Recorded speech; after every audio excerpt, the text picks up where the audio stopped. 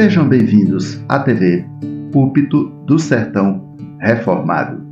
O caminho excelente para manter a igreja saudável é o amor. Lembram? Nós encurtamos agora o tema. O caminho excelente para manter a igreja saudável no exercício dos seus dons é o amor.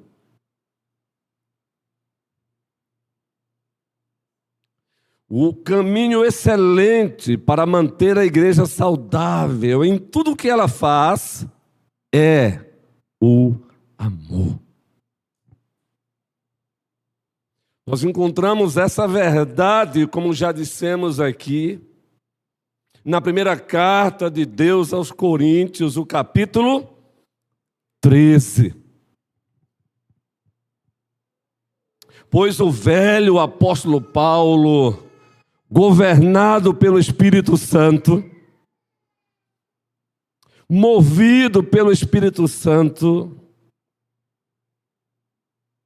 ele toma ciência, ele é informado de que aquela amada igreja, a sua membresia, estava exercendo os dons por pura ostentação. Aquela membresia estava exercendo os seus dons, fazendo o que estava fazendo, movidos por vaidade, pelo eucentrismo, o eu no centro. E com um coração pastoral, ele pega ali a sua caneta, é claro que é a linguagem anacrônica, e submisso à terceira pessoa do Espírito Santo, ele vai corrigi-la pastoralmente.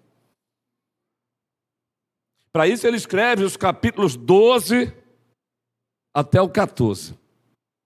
No 13, é como se ele abrisse um parêntese e dissesse assim: primeiro,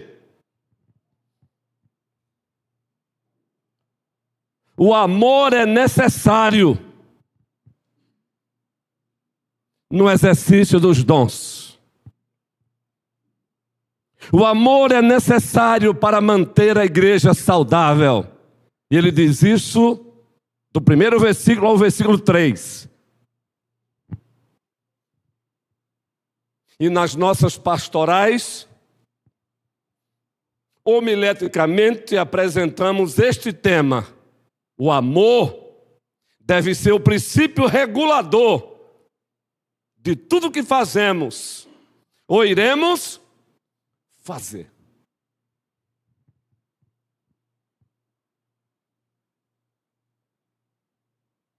Dito isso, olhe para o texto e vamos ler do 1 ao 3 novamente. Toda a igreja, leiamos.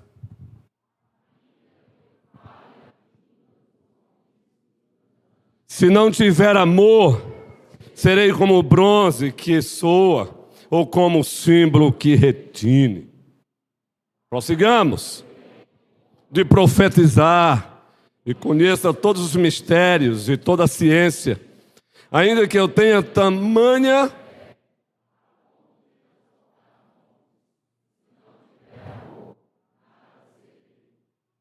e ainda que eu distribua todos os meus bens entre os pobres, e ainda que eu entregue o meu próprio corpo para ser queimado, se não tiver amor, isso de nada me adiantará. Só até aí mesmo. Pois o primeiro sermão foi só até aí.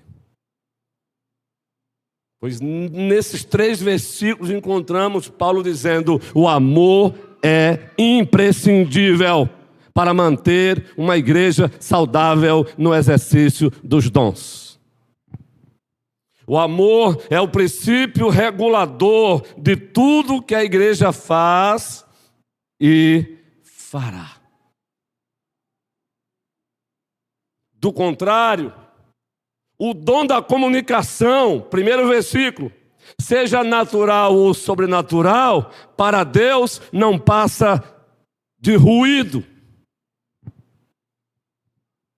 Sem esse amor, versículo 2, o dom do notório saber, seja natural ou sobrenatural, para Deus de nada vale.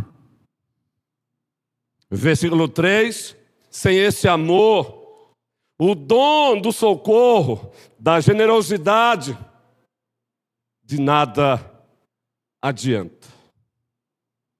Tudo isso para mostrar, usando uma linguagem hiperbólica, a linguagem do exagero, usando a linguagem da hipótese, hipotética, que o amor é necessário para manter Camuel uma igreja saudável.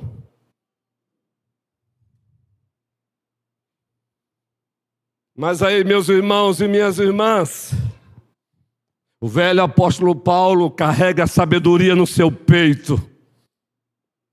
Não a sabedoria oriunda dele mesmo, mas daquele a quem ele servia. O único Deus que subsiste em três pessoas, o Pai, o Filho e o Espírito Santo. E daí ele mesmo pressupõe uma pergunta.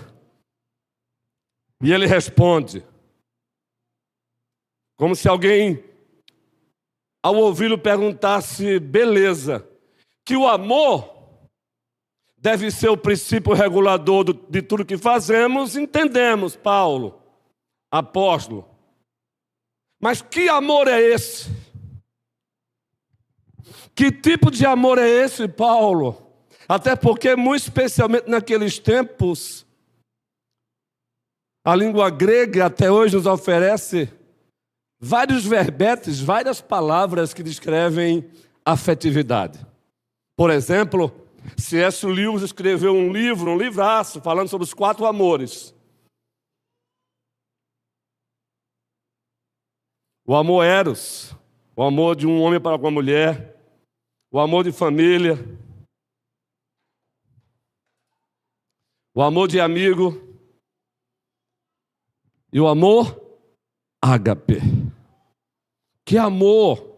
Que amor é esse, Paulo? Aí Paulo agora do versículo 4 ao 7, ele vai responder que amor é esse. Não é qualquer amor. Não é qualquer amor que deve ser o princípio regulador de tudo que a igreja faz. Esse amor tem uma natureza. Esse amor tem alguém que é referência absoluta e perfeita dele. Esse amor tem rosto. E o rosto desse amor é o rosto de Jesus Cristo. O verdadeiro amor tem o rosto de Cristo. E é o que ele agora vai fazer do 4 ao 8.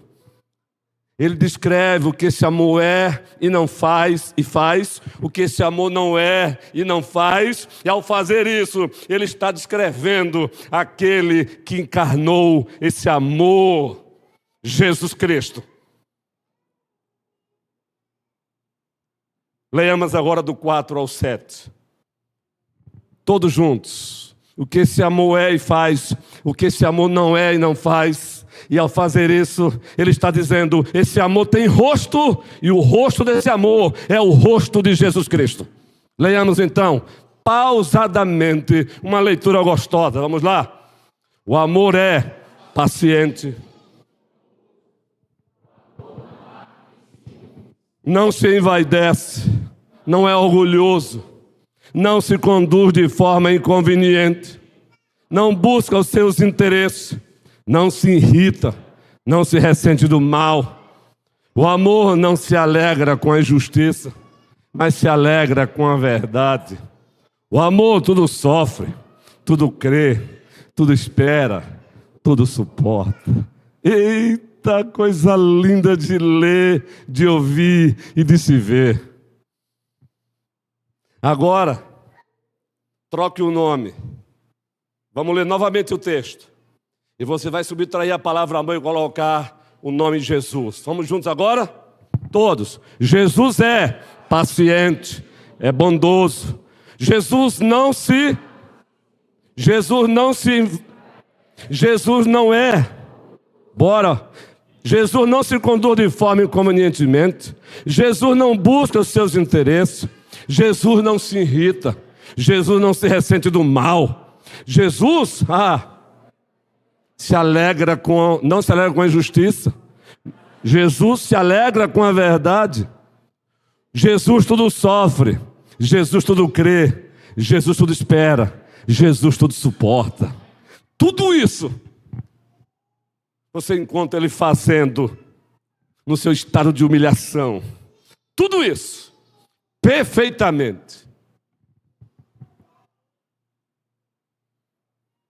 Perfeitamente. E ao fazer isso, de fato Ele fez. Ele encarnou perfeitamente o amor. Mais do que isso, Ele coloriu para a humanidade o que é o amor na sua pessoa. Citamos aqui recentemente que o velho apóstolo João, na primeira carta que carrega o seu nome, capítulo 8, ele vai agora falar sobre o ser de Deus e as suas qualidades. E uma das qualidades que ele lá descreve é esta: qualidade moral. Deus é amor. Erasmo, Deus é amor. Aí você vai para Hebreus, e o escritor dos Hebreus também vai falar de Deus como um Deus triuno, e lá vai dizer o que ele disse no primeiro capítulo, os primeiros versículos. Vamos ler Hebreus 1, sonoplastia abençoada. Vamos ver se vocês estão concatenados aí, se vocês estão focados aí, porque de fato vocês são bênçãos. Toda a igreja.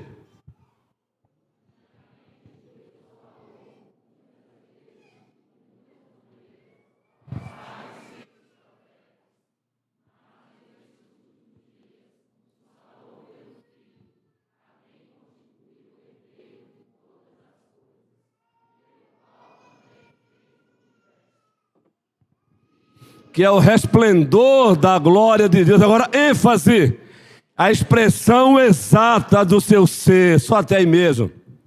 Jesus é a expressão exata do ser de Deus, queridos. Ele é a expressão exata do ser de Deus. Por isso, olhando para os seus discípulos, há mais de 2000 anos, quando a ele perguntaram: mostra-nos o Pai, ele disse: ora, quem vê a mim, vê o Pai, porque eu estou no Pai, e o Pai está em mim, louvado seja o seu santo nome. Então, quando Paulo diz, não é qualquer tipo de amor, porque esse amor tem rosto, e o rosto desse amor é o rosto de Cristo, é esse amor que deve regular a igreja. É esse amor. Mateus capítulo 11, existe uma fala de Jesus Cristo assim: ninguém conhece o Filho, senão o Pai. Ninguém conhece o Pai, senão o Filho. Ninguém conhece o Filho, senão o Pai. Ninguém conhece o Pai, senão o Filho. E aquele a quem o Pai o quiser revelar. Ninguém conhece o Pai, senão o Filho. Ninguém conhece o Filho, senão o Pai. Ninguém conhece o Pai, senão o Filho. E aquele a quem o Pai o quiser revelar. É esse amor que deve regular a igreja. É esse amor que se tornou tangível, palpável. É esse amor que não permite máscara na cara. É esse amor que não permite falsidade. Oh, maldita falsidade! O velho apóstolo Paulo, na segunda carta aos Coríntios, descrevendo ou dando-nos uma breve autobiografia, e ele vai nos dizer, vai nos apresentar uma lista dos seus sofrimentos. E para a nossa tristeza, ele diz que falsos irmãos também promoveram o seu sofrimento. Isso é duro de ler e duro de ouvir. Falsos irmãos. Oh, não! Nesta igreja não tem falsos irmãos. Diga amém, igreja. Oh, não! Nesta igreja não tem falsos irmãos. O amém, igreja. Amém. Então analise o que você tem falado sobre o outro. Muito especialmente na ausência do outro. Você pode esconder do outro, mas da mais daquele que no trono está, de lá jamais sairá. Você jamais pode esconder algo daquele que o salmista no Salmo 139 fala também de alguns atributos dele. Agora os atributos incomunicáveis. Aquelas qualidades que só ele tem, por isso ele é o que ele é e ninguém jamais será. Deus. Deus é onipotente, ninguém mais é, ninguém jamais será. Deus é onipresente, ninguém mais é, ninguém jamais será. Deus é onisciente. Aquilo que tramam contra ti nos bastidores sem você saber, vá dormir em paz, porque o teu Deus sabe. Ao Senhor Pai, ao Senhor Filho, ao Senhor o Espírito Santo, toda a glória. É esse o Deus a quem servimos. É por isso que quando assumimos o púlpito, não assumimos o púlpito para vender um peixe. Assumimos o púlpito para glorificar aquele que é o dono deste púlpito, Jesus Cristo. E eu estou com saudade do coral da igreja. Não estou podendo usar muita força das minhas mandíbulas esses dias, precaução médica, mas vamos lá. Jesus. Não, ninguém aqui passou por cirurgia, não. Então, por favor. Fui eu. Jesus.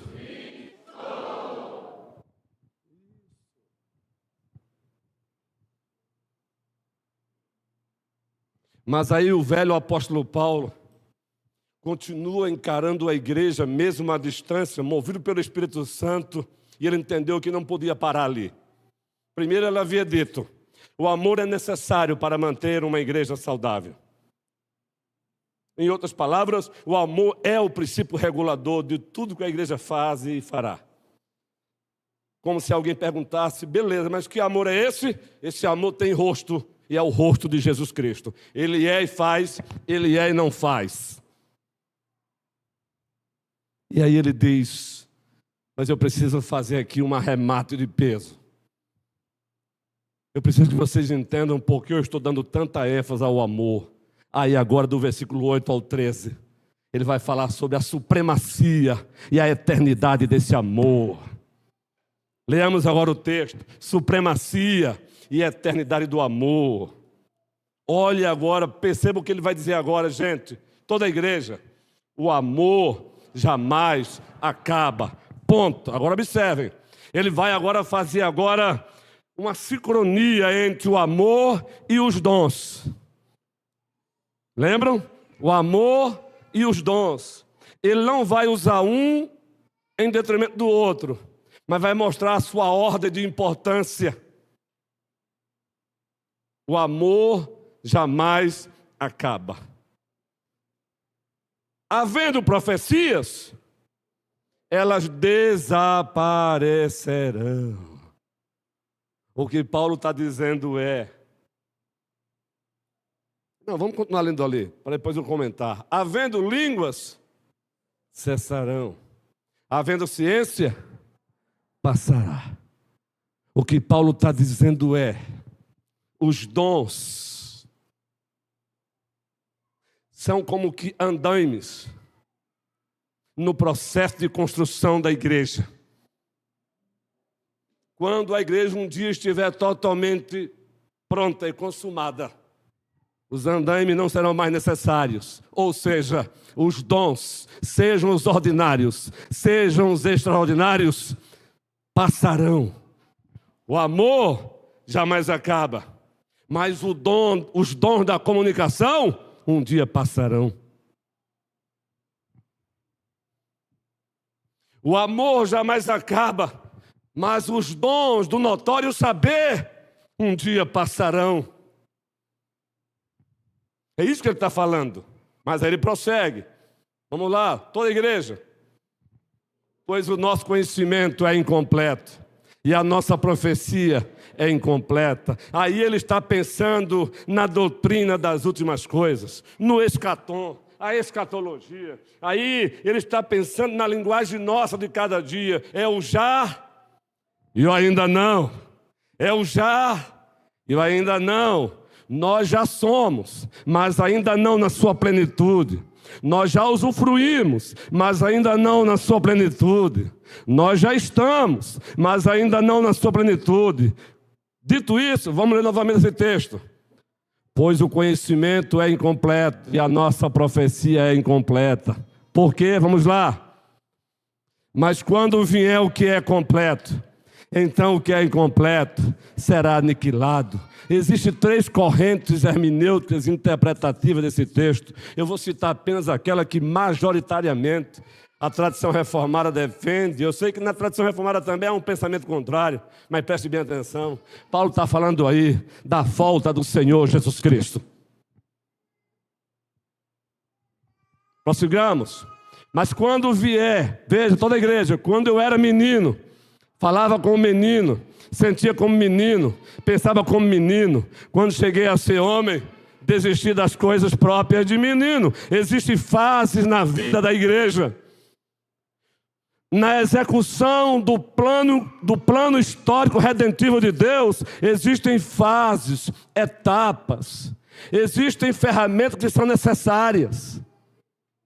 Mas um dia, elas não mais serão necessárias. Elas são necessárias hoje porque estamos no processo de santificação. Elas são necessárias hoje porque ainda não chegamos no ainda não. Ainda não chegamos lá. Mas um dia lá chegaremos, porque Jesus retornará, aquele que é perfeito. E quando ele retornar, quando ele voltar, quando lá chegarmos, não haverá mais necessidade de andames, das rodinhas na bicicleta. Não haverá mais necessidade dos dons da comunicação, dos dons do notório saber, do dom da fé que realiza o extraordinário.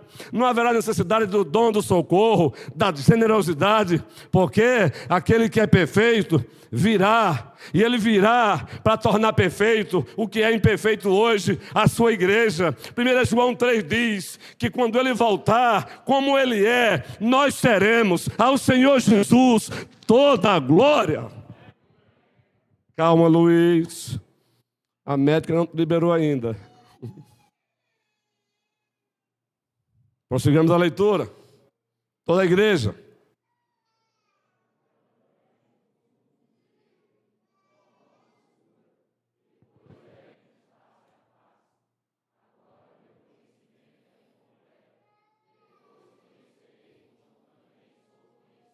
No 13. Agora, pois, permanecem.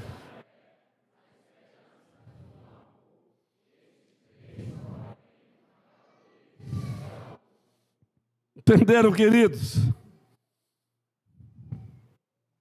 Paulo primeiro começa o versículo dizendo: o amor jamais acaba, falando da sua perenidade, da sua eternidade. Segundo, ele fala agora da sua supremacia. Havendo profecias, elas desaparecerão, uma vez cumpridos os seus propósitos. Havendo línguas, também desaparecerão, uma vez cumpridos os seus propósitos. Havendo ciência, cessará, uma vez cumprido o seu propósito. Tudo isso é necessário, porque ainda estamos na fase de menino. Mas um dia, a igreja deixará de ser menino. E ela deixará de ser menino, quando aquele que é perfeito vier ao encontro do imperfeito, e tornar o imperfeito perfeito, a sua igreja, para a glória do seu nome. Maranata, ora vem, Senhor Jesus. Dito isso, Paulo agora mais uma vez diz: o amor é eterno, o amor é supremo, e e o amor é eterno. O que Paulo está dizendo do versículo 8 ao 13 é: o amor é supremo e o amor é eterno. O amor é eterno, o amor é supremo. Por isso, o amor deve ser o princípio que regula a igreja. Por isso que o amor é necessário para manter uma igreja saudável, Nestor. Por isso que o amor deve ser o princípio que regula o exercício dos dons da igreja. Por isso que não é qualquer amor, esse amor tem rosto, e o rosto é o rosto de Cristo.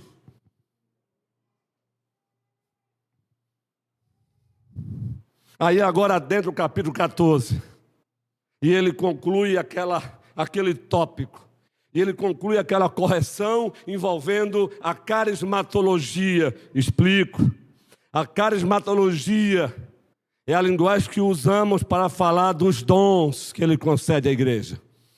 Então, do 12 ao 14, ele está fazendo uma correção carismatológica.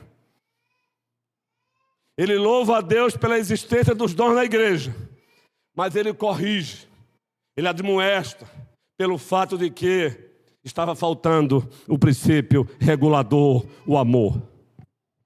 Estava faltando o verdadeiro amor que tem o rosto de Cristo. Estava faltando ter a ciência e a consciência de que esse amor, ele é supremo e ele é eterno. É isso que ele diz à igreja. Do 1 ao 3, a necessidade do amor.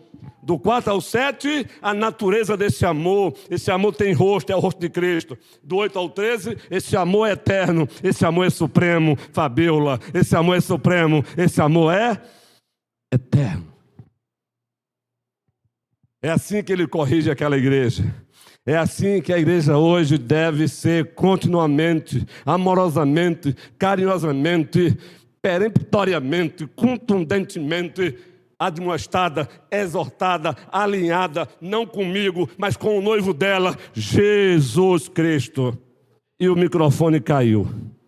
Só não sei onde foi parar. Socorro. Ah, está aqui, Cassie. E agora? Continua? Precisa não? A igreja não tem que estar alinhada a mim. Ela tem que estar alinhada ao noivo dela. Que eu saiba, só tem um que se apresenta como noivo dela. O coral novamente. Eu vou começar e vocês encerram. Agora faltou aquele Jesus Cristo. Isso é ela. Nós estamos aqui para alinhar a noiva com ele, não comigo. Importa que ele cresça, que eu diminua. Falar é fácil. Esses dias falava para minha esposa, recitar essa fala de João é muito fácil. O desafio é a gente viver isso, praticar isso.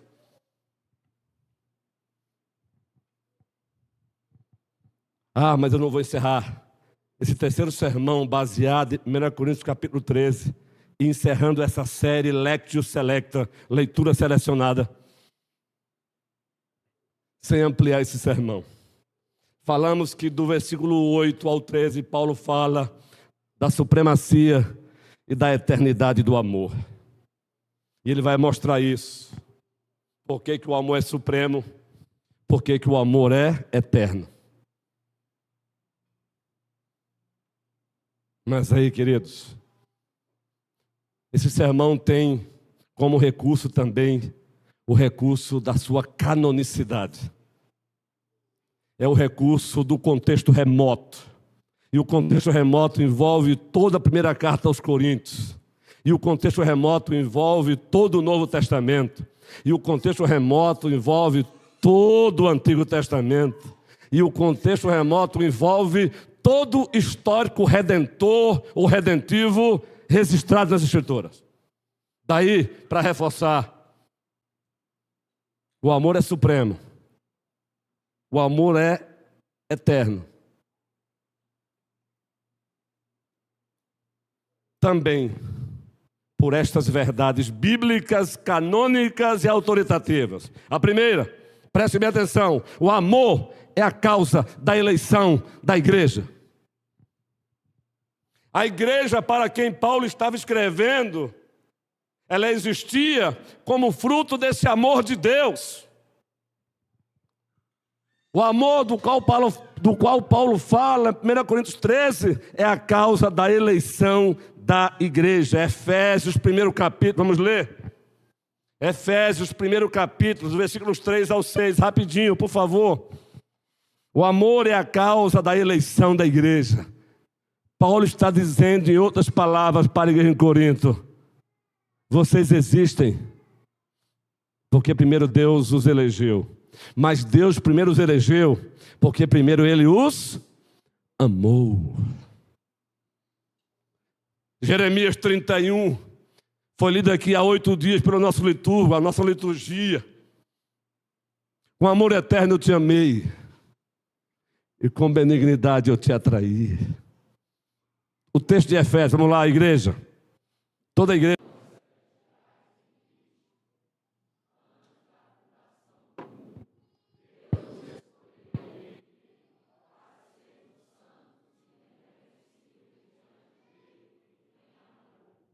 Em amor, prossigamos.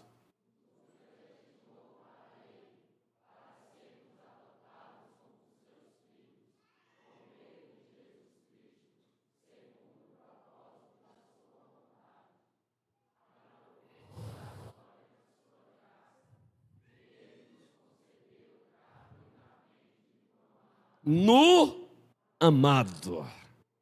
A causa da eleição da igreja, da existência da igreja, é o amor, citado por Paulo em 1 Coríntios capítulo 13. O que Paulo está dizendo é: reflitam, vocês existem como fruto desse amor e vocês não querem viver esse amor? Vocês existem como fruto desse amor e vocês não querem viver esse amor? Ou alguém acha que está aqui porque Deus olhou e disse: esse eu quero aqui, esse eu não quero aqui, em virtude dos seus méritos. Não, você está aqui, eu estou aqui, nós estamos aqui, porque incondicionalmente em Cristo Deus nos amou. Segundo lugar, porque que esse amor, para além do que Paulo já disse, e recorrendo à canonicidade, ao todo histórico redentivo, apresentado por Deus na Escritura, porque esse amor é eterno e é supremo, porque Ele é supremo e Ele é eterno. Esse amor é a causa da redenção da igreja. Dissemos da redenção da igreja. Uma coisa é a eleição, outra coisa é a redenção. Uma coisa é o decreto, a outra coisa é a execução. Ei, como é bom fazer teologia, não para ostentar, mas para edificar o povo do Senhor e vê-lo sendo amado, obedecido e glorificado. O amor é a causa da redenção da igreja. O amor é a causa da redenção da igreja. Romanos capítulo 5, versículo 8. Vamos lá.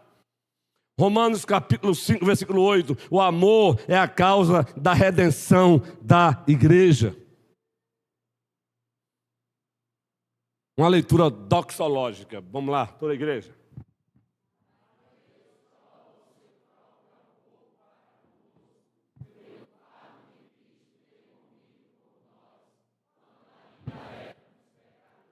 Igreja, leia de novo, por favor. Vamos lá, queridos.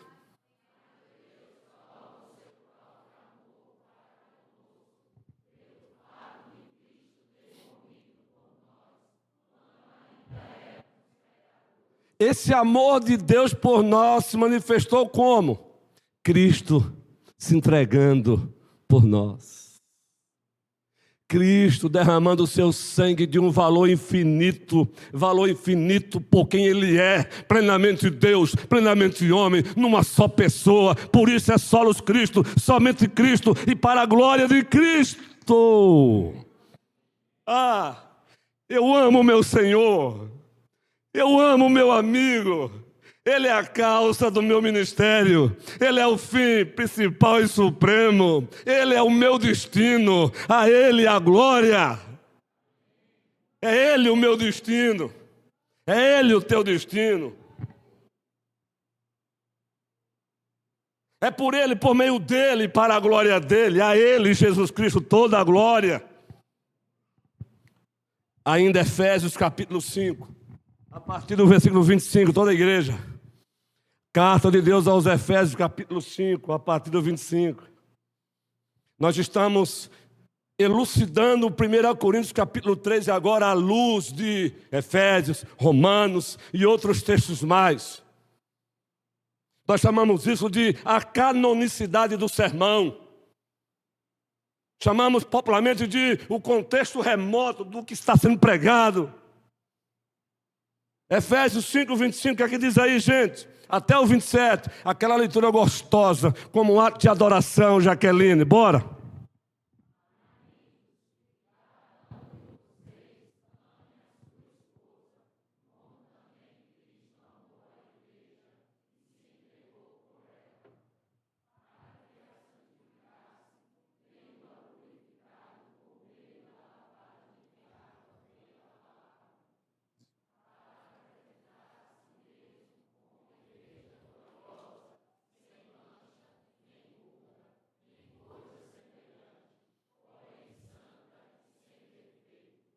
A ideia central aí é Paulo, a partir dos imperativos da fé, fazer uma correção pastoral na vida conjugal.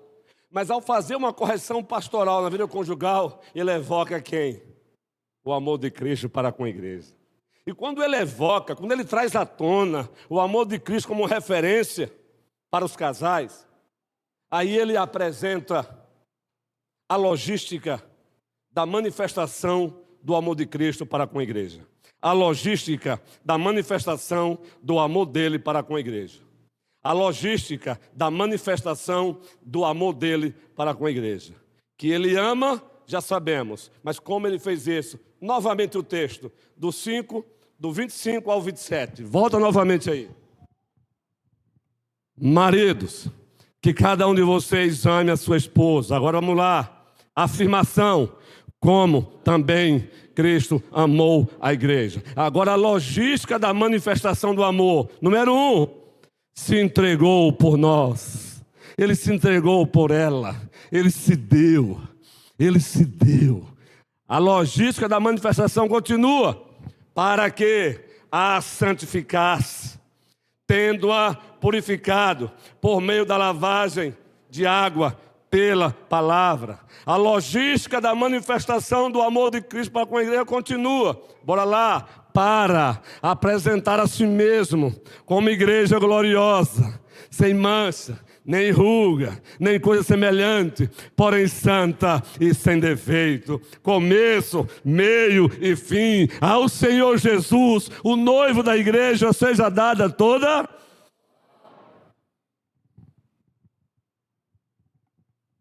Terceiro e último lugar, porque que esse amor é supremo e eterno e supremo, para além do que Paulo já disse na primeira carta aos Coríntios, e aqui pedindo a canonicidade das Escrituras que reforça o tema. Terceiro lugar, preste bem atenção, o amor é a causa da glorificação da igreja. Ela só vai chegar lá no seu porto seguro, porque o Senhor jamais deixará de amá-la. E porque jamais Ele deixará de amá-la, Ele vai levá-la até o seu porto seguro. Ela vai chegar lá porque Ele a ama. Ela vai chegar lá não porque ela seja forte em si mesma. A igreja vai chegar lá porque Ele a ama. E Ele jamais a deixará. Ele jamais a abandonará. Abra a sua Bíblia. Vamos lá. 1 Coríntios, Apocalipse 21, melhor. Apocalipse 21, do 1 ao 4. Apocalipse 21, do 1 ao 4. O amor é a causa da eleição da igreja. O amor é a causa da redenção da igreja. E o amor é a causa da sua glorificação. Nós chamamos isso no seminário de a interdisciplinaridade da fé. Você fala do amor, o amor te empurra por decretos. Você fala dos decretos, o amor fala da santidade de Deus. Você fala da santidade de Deus, aí te empurra para a doutrina do pecado. Aí fala da doutrina do pecado, aí te empurra para Cristo. Ô fé maravilhosa, louvado seja o Deus da nossa fé. Glória, glória ao autor da minha fé. De novo, só essa parte. Glória, glória ao autor da minha fé. Glória ao Senhor, glória ao Senhor, glória ao Senhor, o autor da minha Jesus Cristo. Vitória Albuquerque, André, família por quem temos carinho e amor. Pastor, mas o texto, eu estou com fome, homem. Eu digo também, guerreiro. Apocalipse 21, do 1 ao 4, vamos lá. Toda a igreja.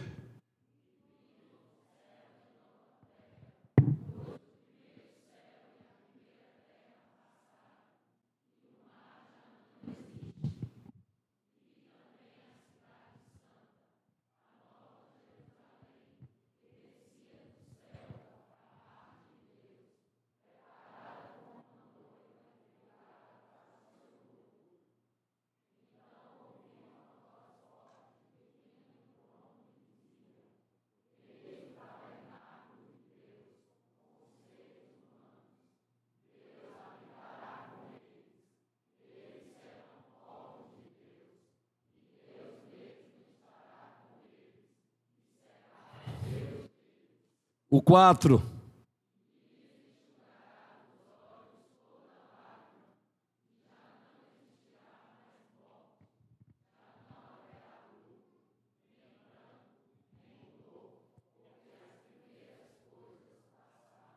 Esse será o nosso estado de glorificação. E lá nós chegaremos. E a causa? O amor de Deus por nós. O amor é a causa da nossa glorificação, gente. E agora grave essa aqui, para arrematar. Do decreto eterno, a consumação, tudo está envolvido pelo amor de Deus. Grave essa. Do decreto eterno, a consumação, tudo está banhado pelo amor de Deus. Gravou? Vou repetir mais uma vez. Do decreto eterno, a consumação, a com crase, a consumação, tudo está envolvido, banhado pelo o amor de Deus. Gravou? Vou repetir de novo. Do decreto eterno, a consumação, tudo está banhado pelo amor de Deus. Gravou? Do decreto eterno, a consumação, tudo está banhado pelo amor de Deus. Gravou? Agora a igreja.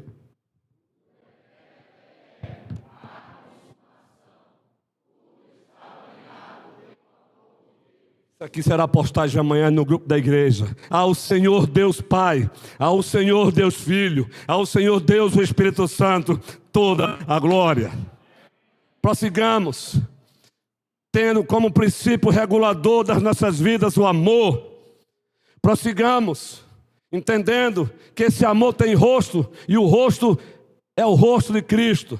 E prossigamos entendendo que esse amor é supremo, esse amor é eterno, porque esse amor é uma pessoa, esse amor é Deus o Pai, é Deus o Filho, é Deus o Espírito Santo.